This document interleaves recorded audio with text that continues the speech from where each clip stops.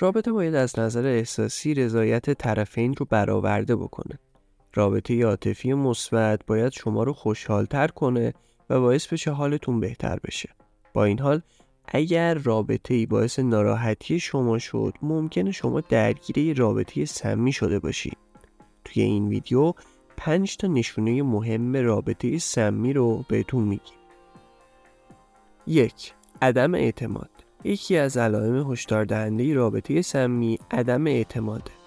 توی این روابط هر حرکت شما زیر سوال میره و نظرات شما اصلا اهمیتی نداره. چنین مواردی از عدم اعتماد متقابل ناشی میشه. وقتی شریک زندگی شما به شما اعتماد نداره، توی تمام مسائل زندگی شما دخالت میکنه و این دخالت‌های زیاد ممکنه شما رو خسته کنه. اعتماد پایه و اساس هر رابطه سالمیه و اگه اعتماد توی رابطه شما وجود نداشته باشه، شما وارد یک رابطه سمی شدی. شماره 2. بی احترامی کردن. احترام گذاشتن به همدیگه علامت یک رابطه سالمه. با این حال توی روابط سمی متوجه میشید که همسرتون از شما بی دلیل انتقاد میکنه یا به شما توهین میکنه. روابط سمی باعث آسیب به روح و روان شما میشه و حتی ممکنه که احساس کنید برای تحقق بخشیدن به خواستهای خودتون باید تمام انرژی خودتون رو صرف کنید، ولی عملاً این تلاش ها بیفایده است. 3. عدم صداقت. توی یه رابطه سالم باید بتونید تمام مسائل شخصیتون رو با یکدیگر به اشتراک بذارید. اگر هر کدوم از شما بهونه‌ها و دروغایی برای مخفی نگه داشتن از همدیگه پیدا کنید، پس به همدیگه اعتماد ندارید.